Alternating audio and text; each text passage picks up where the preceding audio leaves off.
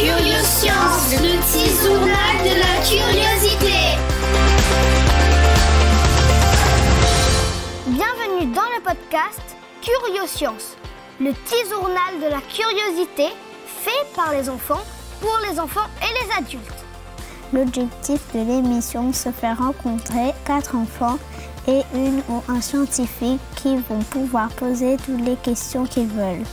Pour ce 4e épisode, notre invité est ornithologue à la CEOR, la Société d'études ornithologiques de la Réunion. Il étudie les oiseaux endémiques de la Réunion, surtout le papang. Il participe à améliorer les connaissances que l'on a sur nos oiseaux afin de savoir comment mieux les protéger.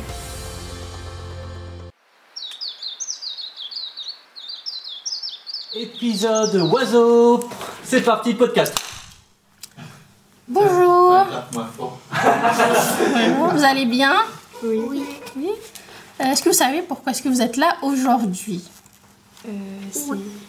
C'est pour parler des oiseaux. C'est pour parler des oiseaux, très bien. Et au niveau des oiseaux, on va seulement parler des oiseaux, on va faire quoi d'autre?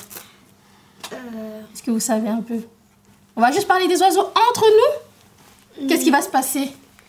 Il y aura quelqu'un qui viendra. Oui, et qu'est-ce qu'il va faire cette personne quand il va venir? On lui posera des questions. Oui, et ensuite il pourra justement répondre à toutes les questions que vous vous posez sur les oiseaux.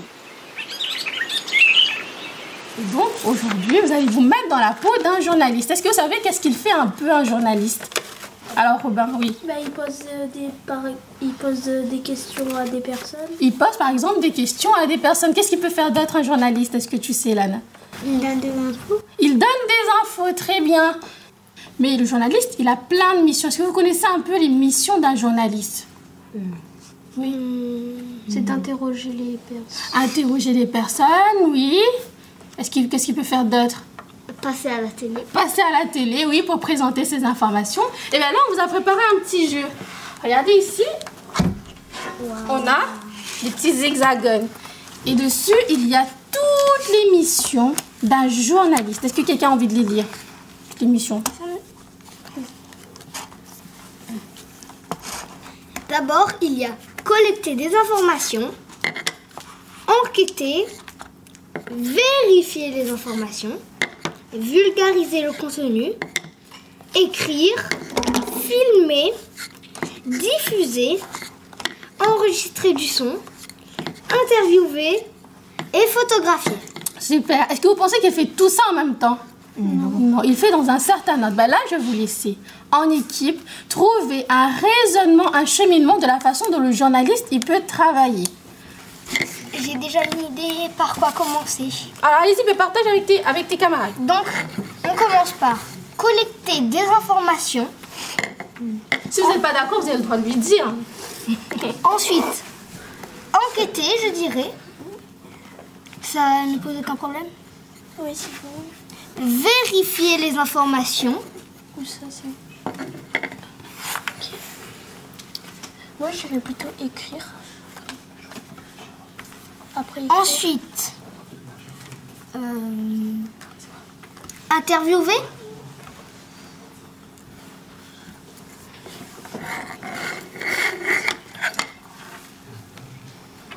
ça veut dire quoi, vulgariser? Alors, quand on vulgarise, c'est quand on a un sujet qui est compliqué. Quand on le vulgarise, on essaie de l'imager pour le rendre plus simple à comprendre pour tout le monde. Vulgariser le contenu. Après, photographier. Écrire. Je mettrai filmer. Après, Vous n'êtes pas obligé de chuchoter, vous pouvez parler fort. Oui, vous pouvez parler. après moi, je dirais photographier. Ah, Après, je dirais Filmer. Après, enregistrer du son. Et diffuser. Alors, qui a envie de répéter à nouveau le cheminement que vous avez choisi? Ah, vas-y, Robin. Vas-y. Collecter des informations. Oui. Vérifier les informations. Interviewer. Enquêter. Écrire. Vulgariser le contenu. Photographier. Filmer. Enregistrer le son. diffuser. Voilà, très bien. Bah, ça, c'est votre façon, votre méthode de travailler. Si vous deviez travailler, vous choisiriez cette méthode-là. Il va y avoir un vrai spécialiste des oiseaux qui va venir et vous allez pouvoir lui poser toutes les questions que vous vous posez. Ce ne sera pas un acteur.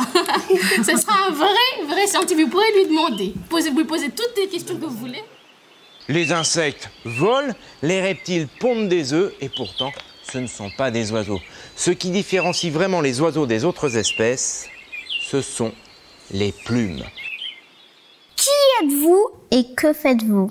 Je m'appelle Damien Chiron, je suis ornithologue à la CEOR, à la Société d'études ornithologiques de La Réunion.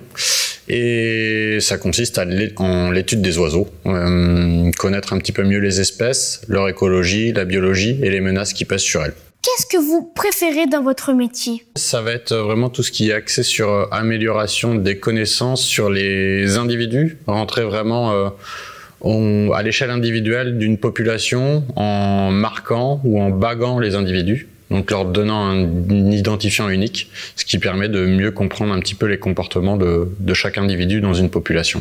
Pourquoi et comment avez-vous eu envie d'être ornithologue?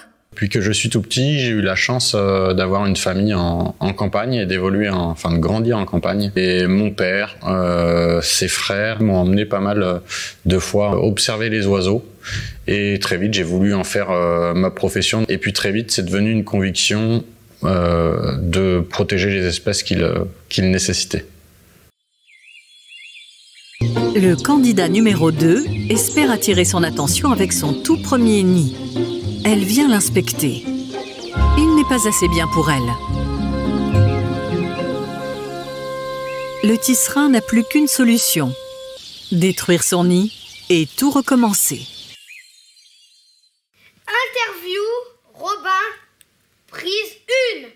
Bonjour. Bonjour Robin. Quel est l'oiseau le plus rare à La Réunion? Alors, l'oiseau le plus rare à La Réunion, c'est le tuit-tuit. Son vrai nom, c'est l'échenilleur de La Réunion. C'est un oiseau qui est pas plus grand que ça et qui vit uniquement dans le massif de la Roche-Écrite. Un oiseau où il reste moins d'une centaine de couples présents partout dans le monde, puisque c'est une espèce qui vit uniquement à La Réunion. Pourquoi les oiseaux chantent? C'est surtout les mâles qui chantent. C'est pour pouvoir s'appareiller avec des femelles. La nuit, il fait généralement plus froid. Donc ces mâles-là vont être capables de dire aux femelles, c'est un signal, donc un signe qu'on appelle honnête pour pouvoir s'appareiller, en disant bah, tu vois, moi j'ai eu froid toute la nuit, au lieu de manger, je suis capable de pouvoir chanter. Et à partir de là, il montre aux femelles et à ses voisins, donc les autres mâles concurrents, que c'est un mâle qui est en très bonne condition physique. Interview Camille, prise 1. Quelle est la durée d'une vie d'un oiseau? Donc un oiseau, ça dépend vraiment du type d'oiseau. Les petites espèces vivent pas longtemps, autrement dit 2, 3 ans, 4 ans. Et les plus grandes espèces, ou des espèces un peu préhistoriques, ce qu'on pourrait dire comme préhistoriques, peuvent vivre jusqu'à 80 ans. Comment les oiseaux résistent-ils au froid et à la chaleur? À l'aide de leurs plumes, essentiellement. La température du corps des oiseaux est bien plus élevée que la nôtre. Et généralement, les plumes, c'est un petit peu comme un manteau. Ça va leur permettre de s'isoler, pour se protéger du froid, mais aussi de la pluie. Pour se protéger du chaud, les oiseaux ont la capacité, par exemple, de pouvoir retirer leurs plumes. Autrement dit, les plumes s'en vont. Ça permet à l'oiseau, comme si toi t'enlevais ton manteau, de s'aérer. Ça, c'est vu de l'extérieur, parce que vu de l'intérieur, ils possèdent d'autres caractéristiques. Par exemple, leurs os sont creux, ils sont plus légers. Du coup, un oiseau qui en chair et en os fait le même poids qu'un mammifère a un squelette plus léger. Chez les oiseaux, il fait aux alentours de 5% du poids, alors que chez les mammifères, il fait entre 15 et 30% du poids. Interview Tao, prise 1. J'ai des questions à vous poser. Vas-y. Est-ce que les poules sont des oiseaux? Ah, les poules, c'est bien des oiseaux. Tu le reconnais au fait qu'elles ont des plumes, même si ça vole très très peu, ça vole quand même un petit peu. Ça a des plumes et ça pond des œufs qu'elle va couver. Donc à partir de là, c'est bien un oiseau. Est-ce qu'il y a des espèces en voie de disparition? Alors oui, il y a des espèces qui sont en voie de disparition. C'est souvent des espèces qui sont spécialisées dans une nourriture particulière, un habitat particulier. S'il y a un bouleversement dans leur environnement, dans leur habitat, cette espèce-là, elle va être très vite bouleversée elle aussi. Et à partir de là, il faut mettre en place des actions de conservation pour essayer de les protéger. D'accord. Merci d'avoir répondu à mes questions. Merci à toi. Interview Lana, prise 1. Est-ce que tous les nids se ressemblent? Alors non, tous les nids ne se ressemblent pas. Il va y avoir différents types de nids selon les oiseaux. Ça peut être la forme qui est totalement différente, mais aussi la composition du nid. Soit il y a des herbes, soit il y a de la terre.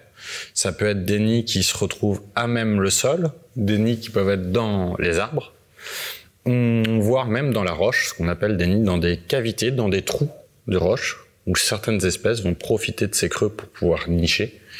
Et il y a même des espèces qui ne font pas de nid, autrement dit, qui déposent les œufs directement sur le support, sur la zone où ils nichent. Par exemple, un rocher, il va pouvoir y avoir des œufs posés directement sur ce rocher.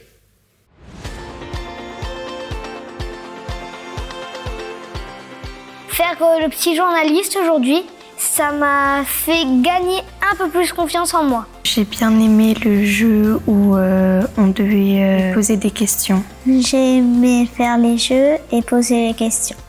J'ai aimé me mettre dans la peau d'un journaliste. J'ai aimé poser des questions à un scientifique. J'ai appris que tous les nids sont différents. On a appris qu'est-ce que c'était que le métier d'ornithologue. Retrouvez-nous sur Internet. Curioscience, le petit journal de la curiosité.